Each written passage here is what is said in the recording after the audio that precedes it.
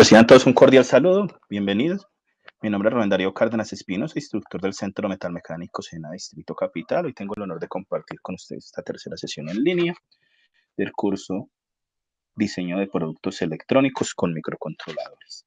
La sesión debió aplazarse por causas de fuerza mayor, ya que me encontraba atendiendo unas actividades que me impidieron poder tener conexión el sábado. Entonces, por eso se aplazó la sesión en línea hasta el día de hoy. El tema que vamos a manejar hoy es manejo de salidas LED y display. El objetivo es brindar claridad acerca de los temas, cómo funcionan las salidas LED y display, unos conceptos previos que generalmente se tienen en cuenta para estos elementos en el diseño de productos electrónicos con microcontroladores. Recordemos que aunque el curso no esté enfocado a realizar programación de microcontroladores, sí está orientado a que tengan algunos conceptos básicos, que puedan tener elementos para toma de decisiones en el momento de diseñar un producto electrónico a base de un sistema con microcontroladores o cualquier otro sistema. La agenda propuesta es el saludo inicial, que es este que acabamos de dar.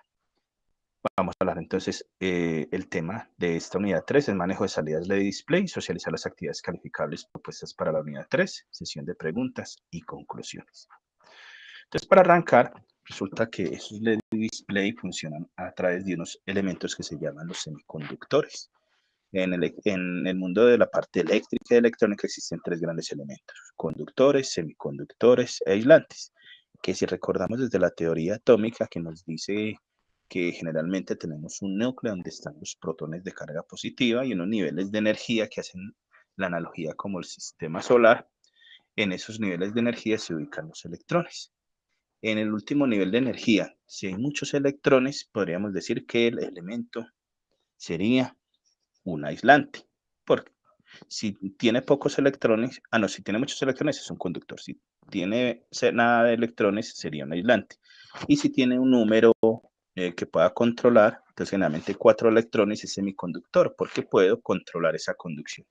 Los materiales por excelencia que son semiconductores son el silicio y el germanio.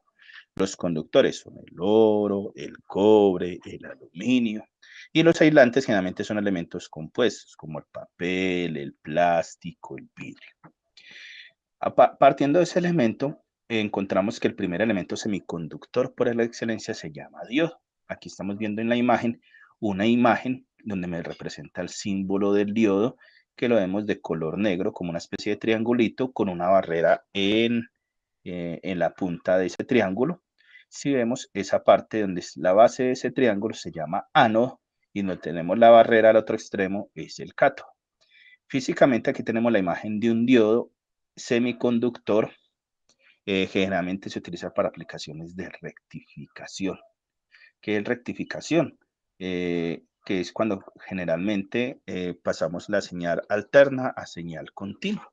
Generalmente la señal alterna viene de una forma que es como senoidal, y a través de esos diodos hay una forma de rectificar esa parte, esa onda negativa. Si tengo un solo diodo, dice rectificación media onda, solo deja pasar un ciclo de la onda. Si tengo un arreglo de 2 o de 4, depende de la configuración, onda completa, entonces es como aplicarle el absoluto, es que la parte negativa de esa señal para arriba. Y con la ayuda de otros elementos o componentes, como son los condensadores, se va quitando esa línea que va bajando, se llama rizado, y me genera ese voltaje continuo fijo. Y se regula con otros tipos de diodos. Pero el principio fundamental, pues generalmente, son los elementos que más se dañan desde la parte electrónica. Y si son de silicio, están constituidos cuando se les aplica una tensión mayor o igual a 0.7 voltios, me va a aparecer conducción. Si es de germanio, sería de 0.3 voltios, que sería el material. Tenemos entonces una forma de polarización directa, es como cuando le conecto energía. Entonces vemos aquí, aquí remarqué polarización directa.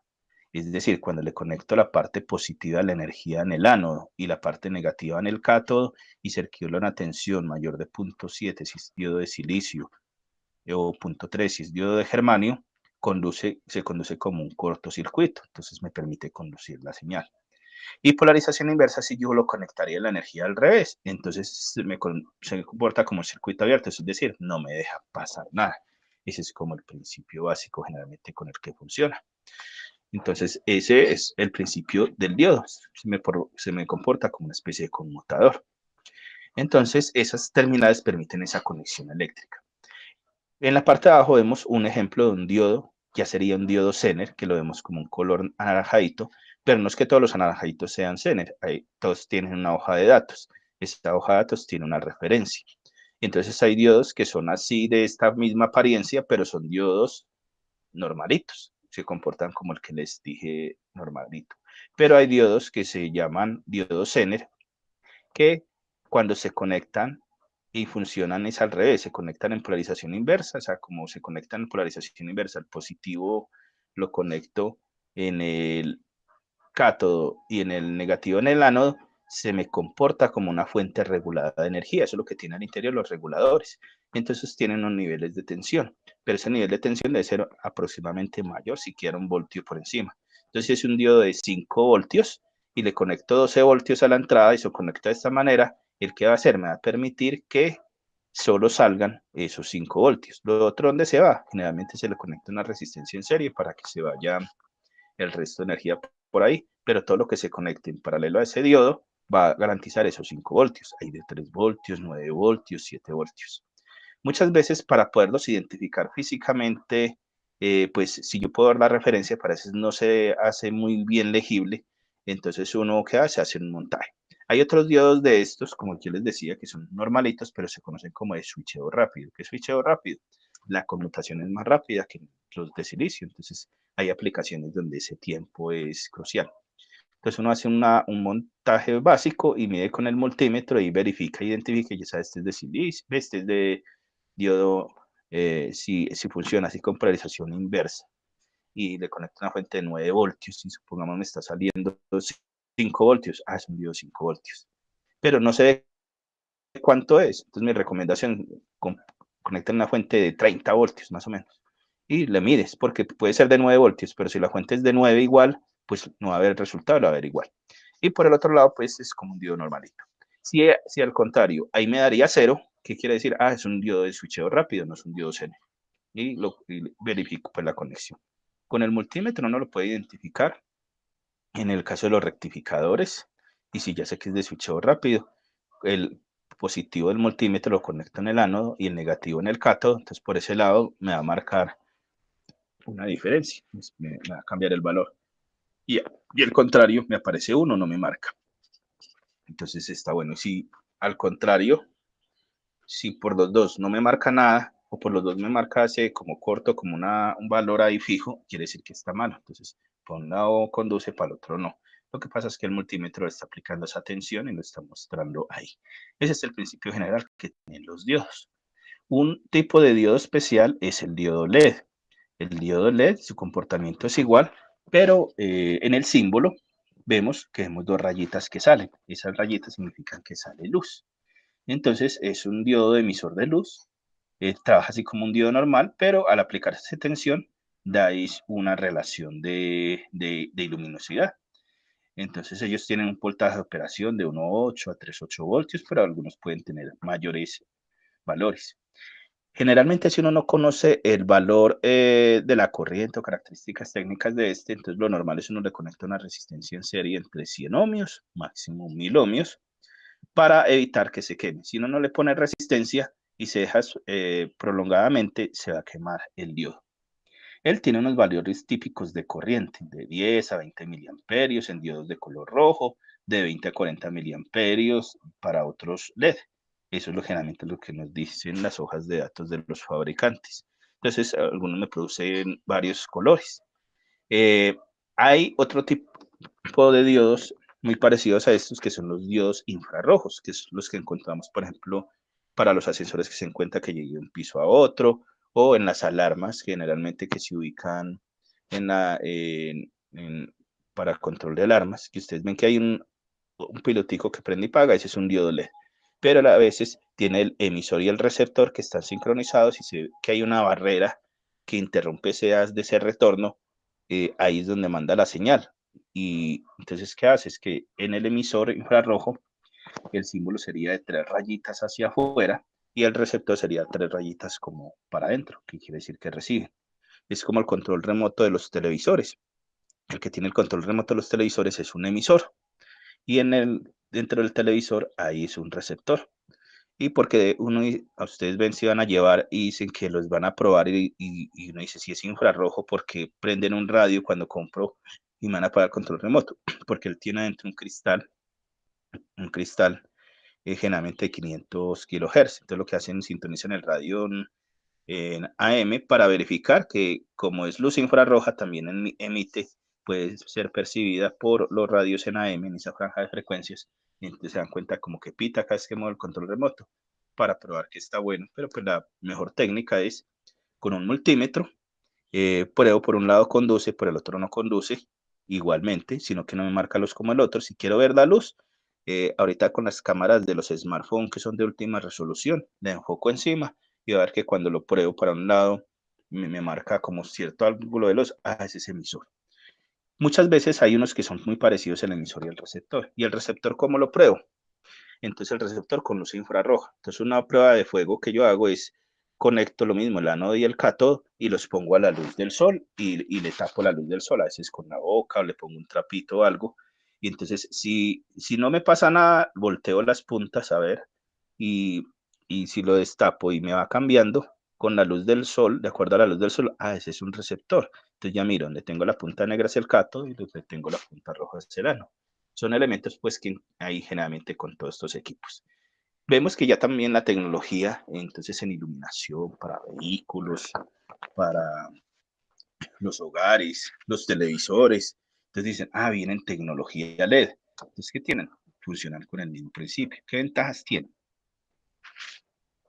Aquí observamos que hay bajo consumo de energía, mayor tiempo de vida, su tamaño reducido, resistencia a vibraciones, reducida de calor, no contiene mercurio, inclusive los encontramos casi están montadas de superficie en cintas que ustedes la ven, está la cinta y están los LEDs. Ahí al interior lo que hay es también unas resistencias, generalmente ahí para proteger, porque si no le coloco resistencias, se me van a quemar.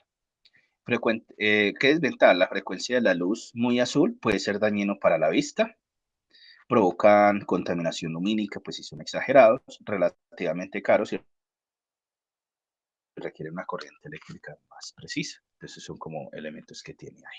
A partir de esos diodos LED encontramos los displays. Aquí aclaro, esta parte de diodos y de preconceptos que di no está en el contenido pues, del curso, en el material. Yo generalmente lo explico en la sesión en línea porque es muy importante tener claridad para algunos, los que no han visto nada de electrónica, que sepan pues de dónde vienen esos elementos.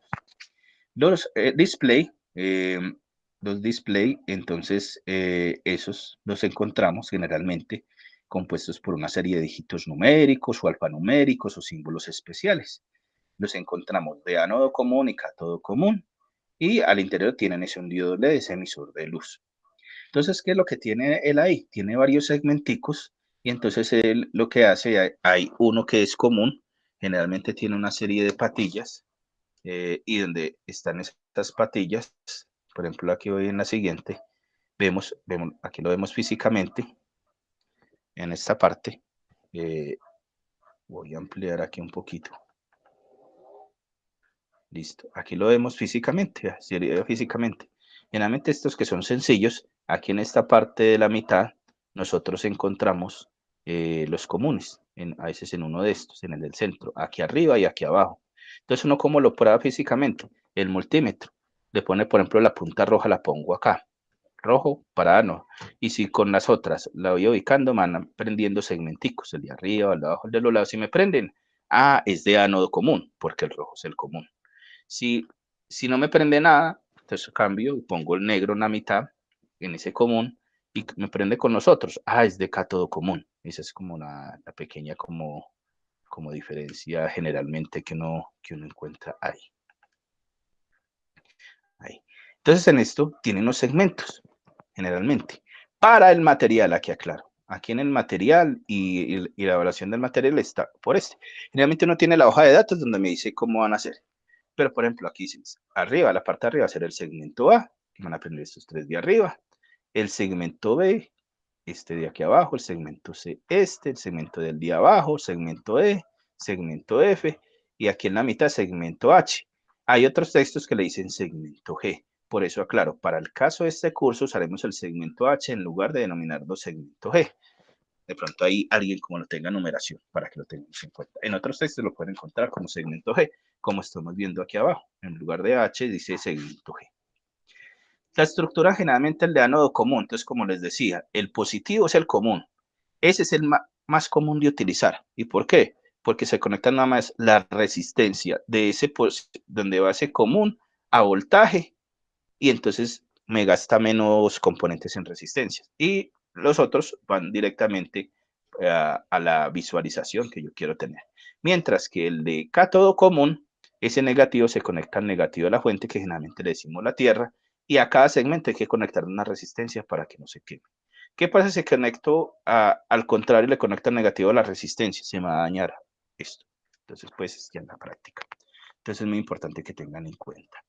Aquí, entonces, en un microcontrolador, a veces tenemos varias conexiones y los podemos conectar directamente a las salidas de los puertos. En otro caso, si yo no voy a utilizar microcontrolador, quiero visualizarlos, entonces voy a necesitar algo que llaman los decodificadores de BCD a 7 segmentos. Para el de ánodo común, generalmente uno utiliza un circuito integrado 7447 y a la salida pues se conectan estos. Para el de cátodo común el 7448. Si selecciono mal el decodificador con el display, pues no me va a funcionar.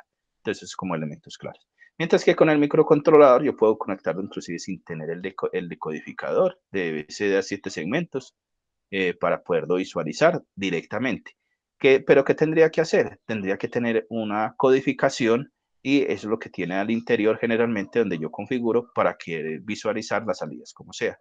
A veces si no quiero utilizar rutinas para eso, pues de una vez lo conecto directamente al decodificador de BBC a 7 segmentos, esto sí es de ánodo común, al 7447 y ahí en las salidas directamente, si no quiero hacer codificación por programa, sino que me salga directamente. Si es de cátodo común, el 7448 y display de cátodo común. Y sencillamente ahí me va mostrando como ese valor de sus dígitos. Hay también display que son alfanuméricos. Entonces, es decir, para escribir palabras, paneles similares a los de 7 segmentos, pero la diferencia radica en el número de LEDs.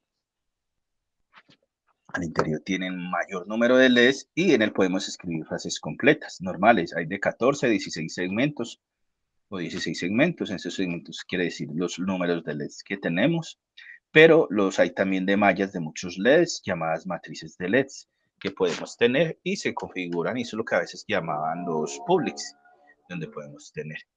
En esta fuerte área de tecnología, aquí les voy a copiar este enlacecito.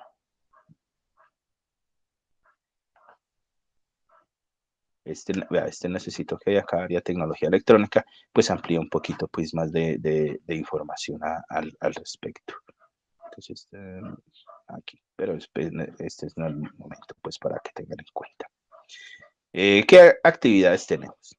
Tenemos cuestionario evaluación 3 y preguntas, que es lo mismo. Ingresamos al curso y respondo las preguntas del cuestionario. De acuerdo a eso, si tengo un puntaje mayor de 70 o 100, voy a obtener A. Si no, voy a obtener calificación D, entonces significa que debo repetirlo. Quisiera saber con los que están conectados aquí en este momento en la sesión en línea, si hay alguna pregunta,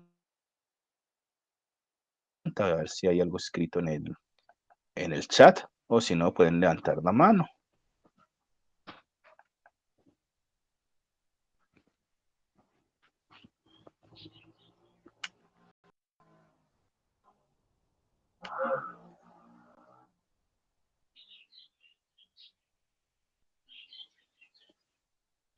No sé, Andrés Jiménez, ¿tienes alguna pregunta? O Mr. Bolaños, ¿cómo se identificó?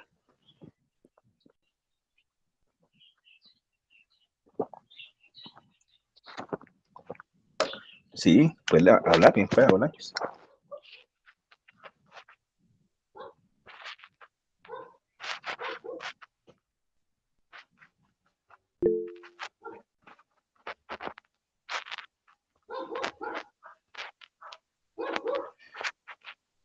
Pues ahorita el micrófono, escribir en el chat.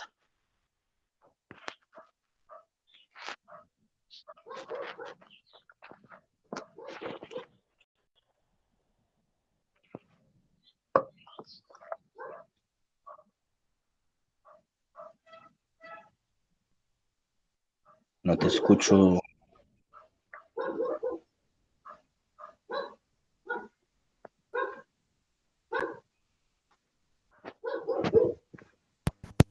Ojo, ¿me escuchas? Ahora sí. Ah, es que tenía la mezcla estéreo y no estaban en la RAI. Listo. Profe, una pregunta. En las mallas LED, pues en los diodos, en las mallas LED, ¿también tiene un ánodo y un cátodo para la conexión para probar con el multímetro? Sí, generalmente lo que uno tiene que ver es la hoja de datos, generalmente donde lo compra el proveedor, o a veces ya vienen inclusive con los accesorios listos y solo es plug and play, conectar y pegar. Muchas veces ya vienen ya configurados con el micro ahí. Pero ya hay que ver, depende de donde lo vayas a conseguir, si lo quieres construir, que lo que pasa es que hoy en día con ya la tecnología de pronto muchas veces ya se conectan directamente a un televisor y lo conectan por los puertos, por mayor potencial de visualización, entonces pocas veces se utiliza, pero sí hay una serie de aplicaciones que es muy interesante tener esas mallas. Ah, listo, profe. ¿Y eso también sería o sea, irían 8 bits al bus de datos o serían más bits? No, ya tendrían más. En matriz ya está arreglado, lo que pasa es que él está multiplexado. Ya tienes que ver, Ah, con un depende del multiplexor. proveedor, la hoja de datos ahí, cómo van a ser conectados, o si va a ser independiente. Hoy en día, a veces con la evolución de la tecnología, ¿no? Es, bueno, conéctalo al USB del computador y le puedes configurar los comandos, porque muchas veces tienen una memoria interna, que hay que ver dónde lo consigas. Ya si tú lo vas a construir, básicamente, como dice, por ejemplo, uno puede hacer hasta su misma matriz, organiza varios LEDs y otros dicen, no, yo lo quiero hacer grande, con bombillos le meten la parte de potencia y simplemente configuran. Pues ya todos esos son elementos que tienen que ver con el cacharreo. Pero que es lo ideal, es lo que yo recomiendo. Si ya existen elementos hechos, ya simplemente mirar qué hay, cómo está, cómo se configura, porque te va a ahorrar mucho tiempo en desarrollo y van a ser hasta incluso hasta más económicos. Esa es como la filosofía que quiero que tengan con este curso. Es sepa que existe y a partir de eso, ¿quién me va a dar mayor utilidad? Por ejemplo, la novedad 4 ya habla de los LCD, display de cristal líquido. Ah, eso es una otra tecnología que muchas veces es otra que a veces prefieren utilizar. Y hoy en día, muchas veces ya en lugar de utilizar la una a la otra, de una vez mandan la señal y se conectan a un televisor o otro dispositivo de visualización.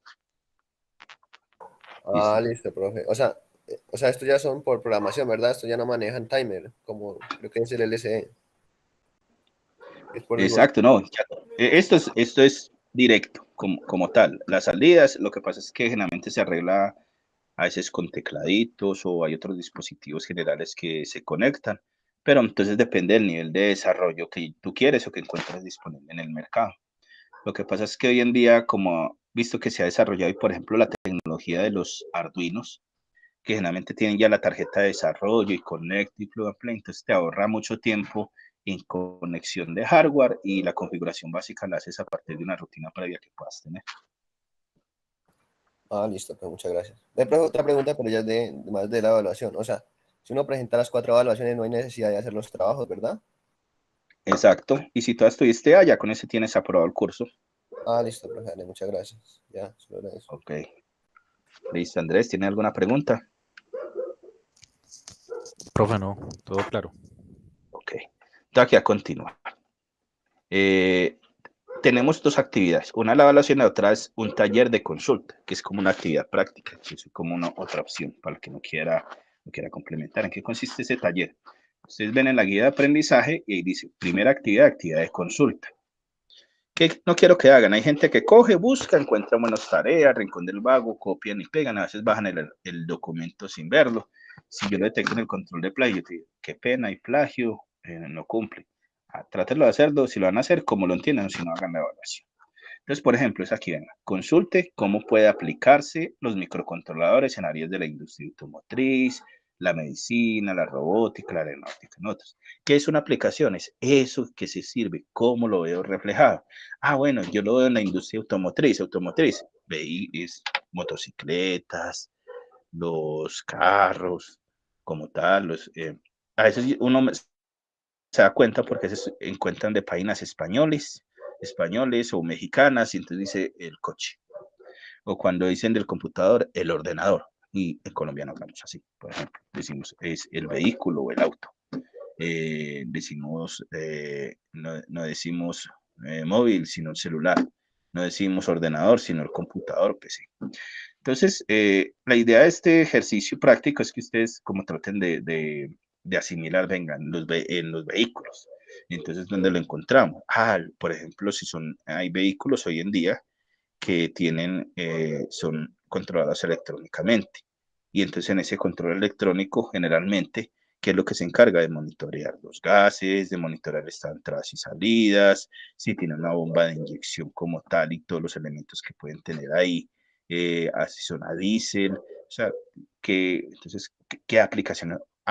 Inclusive lo encontramos, los frenos ABS, ¿qué es lo que hace? Es simplemente de acuerdo, hay una retroalimentación ahí que tienen, es el sensor ABS, haga cuenta, es como si fuera un emisor y receptor infrarrojo, y él tiene como una serie de rueditas dentadas. El que está mirando está contando cuántas rueditas hay, hace un algoritmo, es decir, de acuerdo a las que hay, puede determinar las revoluciones que da por minuto o algo, entonces depende de la velocidad, está configurado y puede determinar la orden cada vez que apretan el freno, ya sea con el pie o con la mano, depende del tipo de vehículo, está mandando la orden de en qué intensidad interrumpida va a ir frenando, y por eso generalmente son frenos de seguridad, porque manda esas acciones de acuerdo a la velocidad. Eso es una posible aplicación. También en la medicina, que es una medicina donde lo puedo encontrar, en qué elementos, en qué dispositivos. Algo sencillo. Bueno, el llamado de enfermeras para el control de pacientes. Entonces, ¿qué puede ser? Que el paciente esté ahí. Entonces, si es análogo, llamo y simplemente me prende la luz. Pero si yo lo tengo y simplemente cuando llama al paciente hace un registro que llamó, y cuando la enfermera lo atiende lo tiene, ¿qué puede servir? Para un reporte en caso de alguna demanda, decir, venga, aquí quedó el registro, el paciente llamó a las 10 de la mañana, y a las 10:02 de la mañana la enfermera llegó y siguió el reporte, y ahí, ya tengo una estadística en una base de datos que va conectada a un computador, o sea, es una posible aplicación, entre muchas otras de la parte de medicina, como los equipos biomédicos. La robótica, entonces robótica, vemos, en robots, poder controlar a partir de sensores, actuadores de movimiento, ya sea rotacionales o cartesianos o de 3 dimensiones que podemos tener. En aeronáutica, ya en los aviones, ustedes ven que el avión, cuando va a elevarse, la parte de atrás de los alerones suben o bajan, depende de si va a aterrizar o me voy a elevar o voy a permanecer en el aire, de acuerdo a eso, o los demás elementos y dispositivos que puedo tener para controlar la navegación, el aire, muchas variables, el oxígeno y otras áreas que usted crea. Yo puedo ser en la casa, esto es lo que decimos como domótica, la automatización del hogar. Yo quiero controlar la iluminación, yo quiero controlar la apertura y cierre de puertas, una alarma por acceso de intrusos. Hay una en la casa, entonces quiero organizar un invernadero para que las plantas crezcan de una u otra manera o de frutos. ¿Qué otras aplicaciones, no, Pablo? La pregunta B consiste en consulte tecnologías más utilizadas para el diseño de productos electrónicos, como los controladores lógicos programables, microprocesadores, procesadores digitales de señales, y hace una comparación de las ventajas y desventajas frente a esto. Los controladores lógicos programables son como especie de computadores destinados para trabajar en condiciones hostiles en la industria. Tienen unas entradas y unas salidas protegidas, unos módulos especiales. ¿Qué ventaja y desventaja habrá frente a esto? ¿Será costo? ¿Será tiempo? ¿Qué elementos puedes tener? Los microprocesadores, un computadorcito normal. Frente a un computador, frente a un microcontrolador, ¿qué ventajas o desventajas puedo encontrar? Ya los procesadores digitales de señales, entonces ya tengo un procesador especial donde puedo controlar, entonces puedo mirar por imágenes, llenado de líquidos o reconocimiento de imagen, reconocimiento biométrico, qué elementos puedo tener, qué ventajas y desventajas frente a este.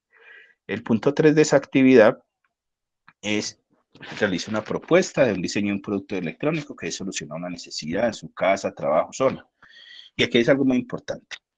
Un problema es una necesidad insatisfecha. Esa necesidad insatisfecha Si yo identifico ese problema, está en una situación, en un contexto, en un lugar. Esa es la situación y siempre va a haber un problema. Y todo lo que tengo que hacer para solucionar ese problema es el proyecto. Entonces, cuando hay un proyecto, a partir de la situación, ¿cuál es la necesidad? Si no hay necesidad, no hay proyecto. Y muchas veces las personas presentan necesidades como soluciones. Y si tú vendes todo como soluciones, nada te va a comprar. Es identificar, venga, resulta que mi casa, el lugar donde vivo, por cuestiones de trabajo y de familia, condiciones especiales, pues tenemos que mantenernos fuera de la casa. Y entonces no vivo en un conjunto residencial ni cerrado ni nada.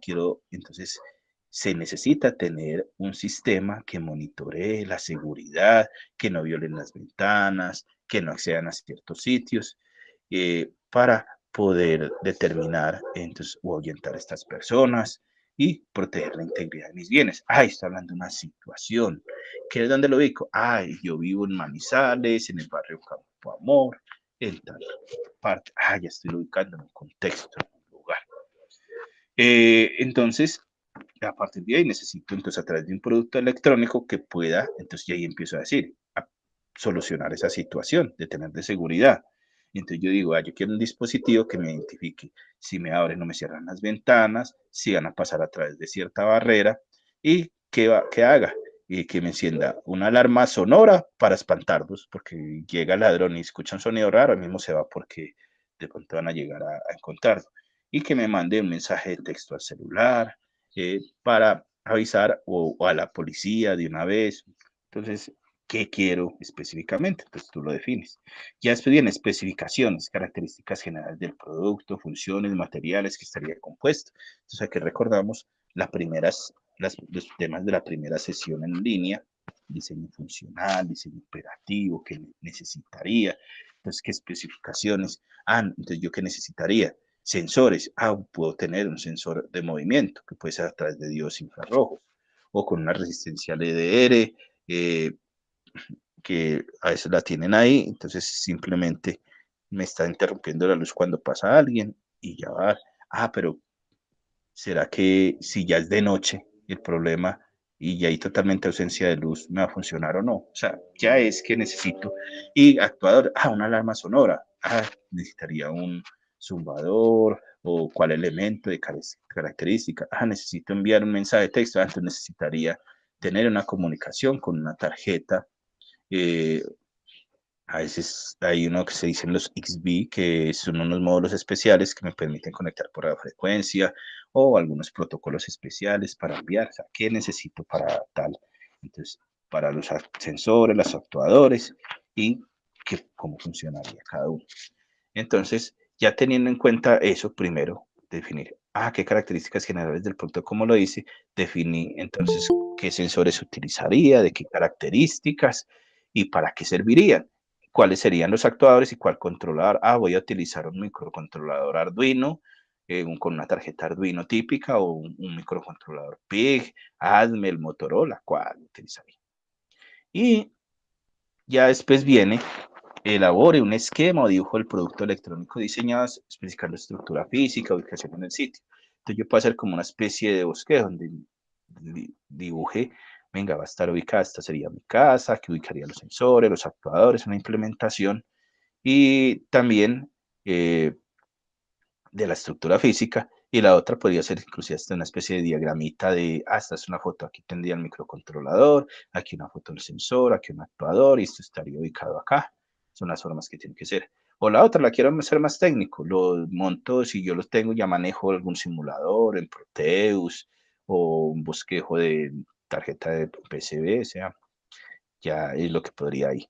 Y estructura de funcionamiento. Bueno, entonces eso quiere decir, esas señales, esas entradas y esas salidas, puede ser un diagramita de bloques donde coloca como las partes y las imágenes para el bosque. Ya la siguiente parte es elaborar una propuesta para reciclar productos electrónicos en desuso, dañados o obsoletos en su barrio, colegio, universidad. Entonces, bueno, ¿cómo hacemos para recoger baterías? ¿Cuál es el problema? La gente nada solo está mezclando esas baterías, algunos elementos que son dañinos, qué características y elementos puedo tener ahí. Y describir personas o entidades que podrían participar. aquí en esta parte yo les quiero compartir, entonces, el blog. Listo. Vamos a entrar normalito al de PLC. Yo tengo un blog que creé sobre basura electrónica, pero les voy a mostrar dónde está el enlace de ahí. Si quieren, por ejemplo, aportar, si no tienen como ideas o elementos para eso, y también les sirve como para construir partes ahí. Lo hice sobre basura electrónica, que esa fue cuando yo hice mi doctorado, un tema que quise trabajar asociando las responsabilidades compartidas que había, y tuvo una base pues, buena de información para tener. Proyecto de grado, administración.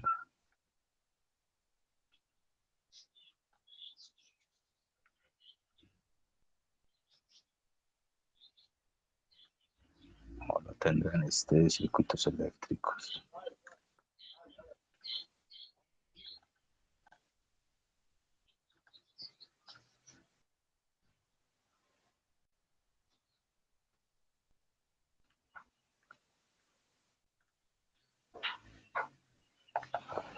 Tenemos al de circuito eléctrico, no me acuerdo en este momento en cuál de todo lo tengo.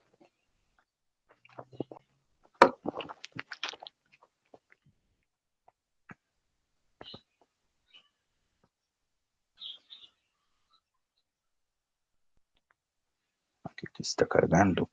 Todos los que quieran, por ejemplo, si no han visto casi de electrónica y quieran mirar de electrónica, en este blog de electrónica empiezo desde lo básico, pueden mirar lo historial.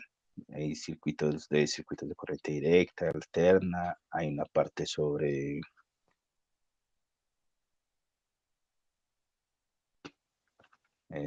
también,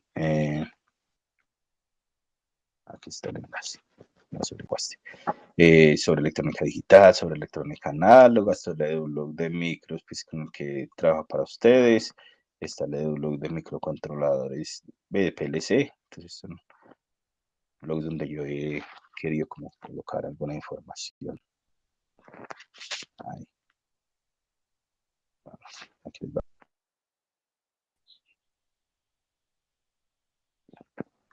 Necesito.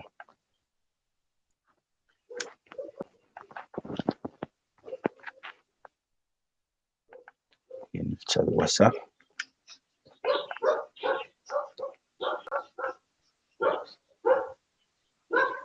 También se los voy a mandar.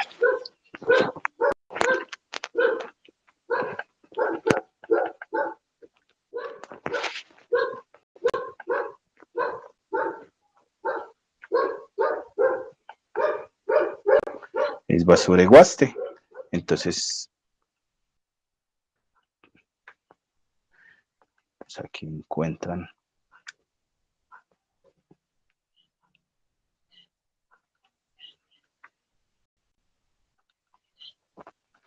Por ejemplo, aquí un ejemplo. Este es un postercito que dice sobre cómo con niños de primera infancia hice una propuesta de trabajo metodológica y para concientizarlos sobre el manejo de la basura electrónica y construcción, entonces a partir de elementos de esos, hay partes que no son contaminantes, puedan trabajar ahí. Y aquí este es un Educate, hace visible la basura electrónica. Aquí muestro a través de un videito corto que podemos hacer con la basura electrónica. Es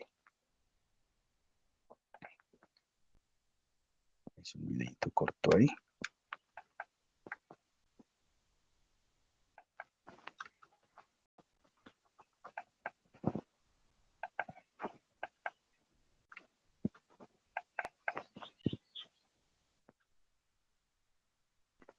Entonces, eso ayudaría como para tener ideas para la propuesta. Si quiero tener ahí. Entonces ahí, entonces carga. Ahí encuentro, pues van a encontrar ahí alguna información que les puede servir. O quieren ver el libro de mi tesis doctoral, si alguna cosa donde hablo los asuntos. Entonces, edúcate, entonces te lo puse como una propuesta como Lo ambienté con Python como en el parte de Misión Imposible, donde aquí se les va como a reproducir que me gusta como generar conciencia dentro de esa parte, porque la parte climática es esencial. Y hoy en día, cuando vaya a vender parte de mis productos electrónicos, un valor agregado que te puedan decir qué podemos hacer para contribuir a la parte del ambiente, qué impactos puede generar, qué puedo tener, cómo me puede ayudar, cómo me puede complementar. Y entonces son aspectos que pueden ser inclusive hasta relevantes y pueden marcar un valor diferenciado. Hay un tema que llama la responsabilidad extendida. Ya en los temas de legislaciones que se ha ido presentando. Y en esa parte, desde era cuando trabajaba en otro centro, en la regional Caldas, en ese centro de automatización estuve cerca de 4 años, ya llevo 6 años es con el Centro Metalmecánico del Distrito Capital, Bogotá, en la misma área de automatización y control. Entonces los que ven la grabación van a ver pues a lo fondo sería es una música de fondo como de Misión Imposible.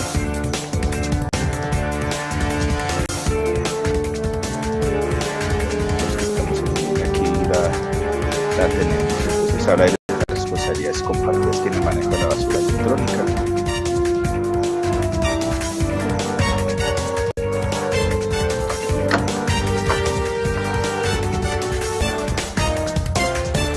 Inclusive el último, uno de los temas de la unidad 4 hablan sobre esta cuestión.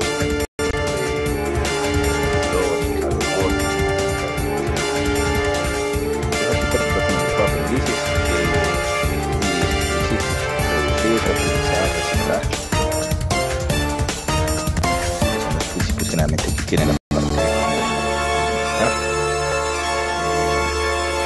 de acuerdo a esas 4 palabras, entonces cómo podemos reutilizar y hacer elementos funcionales. Entonces, como aquí se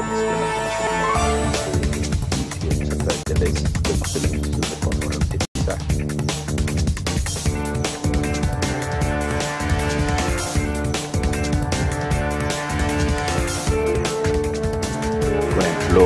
Aquí, monumentos con basura electrónica, una especie de un estadio con elementos.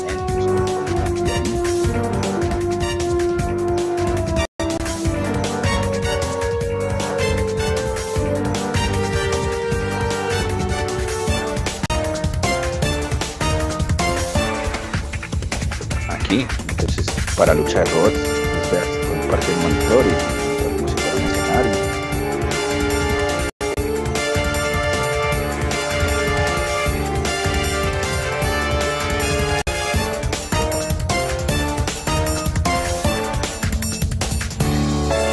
Ornamentación con basura electrónica, ¿no? Entonces, coger partes de componentes y lo que decimos hacer artesanías.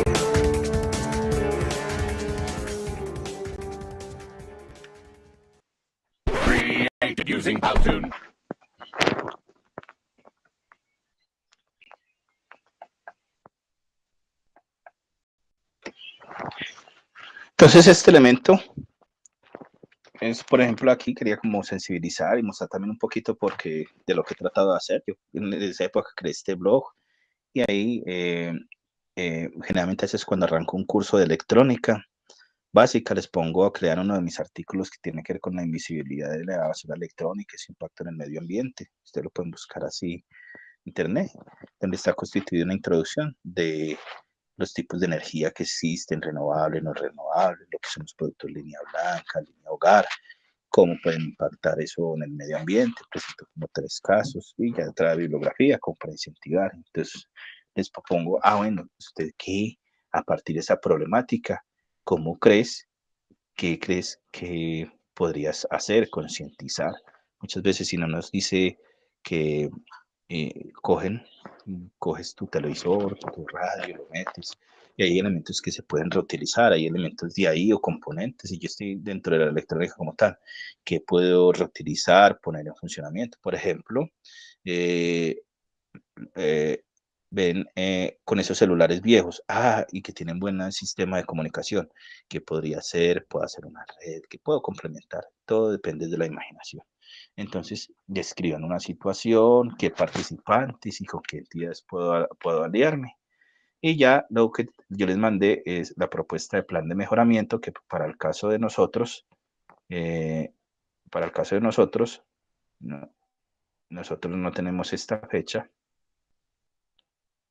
La fecha que tenemos es el 16, si no estoy mal, 16 de noviembre.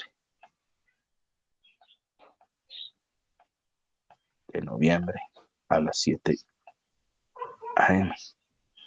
Esa es la fecha que tenemos, que es el cierre del curso. Entonces, para aquellos que no han hecho las evaluaciones y quieren optar por opciones de mejoramiento, es, bueno, realiza este taller 3, ¿no es cierto? Hay unos sondeos, listo, esta es una encuesta no calificables, pero eso es para que me indiquen la plataforma, es decir, de que si tuviste interacción, no solo lo del taller. Entonces, bueno, ya con eso es una alternativa y con eso seccionará faltante en D y con eso puedes aprobar el curso. La otra, no quiero hacer el taller 3, que es más conceptual y teórico, y yo ya tengo experiencia en programación. Ya he hecho proyectos con microcontrolantes. Simplemente haz un video y lo subes y entonces muestras simplemente, venga, yo hice este programa, entonces me vas a mostrar, depende de las tecnologías que hayas listo. El MP Lab es de microchip para PIX, el PIX Simulator, esta o la otra del Arduino, u otros, donde tú muestres, venga, cuál fue el archivo con que generé y el archivo fuente .exo.bin. Entonces, donde está el editor y muestro y la aplicación y muestro el proceso desde, vea, este fue el programa que yo hice, así lo compilé, así lo generé, así lo simulé. Bueno, eso lo va a hacer con Arduino y el Tinkercad que lo van funcionando. Listo, válido. O lo hice con Arduino, pero y lo tengo físico, entonces lo voy a grabar con mi cámara, y lo vas a mostrar y lo vas a narrar. Y ese es el programa, y aquí fue como lo compilé y como lo generé, o lo hice con PIC, lo hice con el PIC Simulator y lo simulé con el PIC Simulator de entradas y salidas, o lo creé y lo compilé con el MPLAB, o hice el NIPLE, los que le mostré la vez pasada, y hice un entorno gráfico, y a partir de aquí tuve la rutina, y aquí me generó el punto bin, y cogí, lo pasé a Proteus, y aquí lo simulé, como quiera. Entonces, sugiero, lo suban a la nube, YouTube o Drive, y me lo comparten, y ese se da, y con eso se da por aprobada, doy la opción de aprobar el curso, para aquellos pues, que les guste el cacharreo. Es como las opciones de propuesta de plan de mejoramiento que se enviará. Ya seguimos sesión de preguntas, ya la vimos, conclusiones, no sé si tienen alguna pregunta final o algún comentario. Andrés, Bonaños, Álvaro. No, profe, por mi parte no. No, profe, por la mía tampoco. Ok, entonces agradezco su participación. Con esto entonces damos por terminada la tercera sesión en línea, en la cuarta sesión en línea no tocamos ningún tema, simplemente se mira cómo se descarga el certificado, los resultados que han tenido y conclusiones. Entonces les agradezco su participación. Esta grabación va a quedar disponible en el transcurso del día en el EduBlog. Creo que en el anterior la mandé fue en el EduBlog PLC. Entonces yo miro a ver si la mando en el PLC o en el de micro normalmente, para que quede ahí, y también en el chat WhatsApp y para que tengan entonces acceso, y en la plataforma del curso. Entonces les agradezco la participación. Entonces damos por terminada la sesión.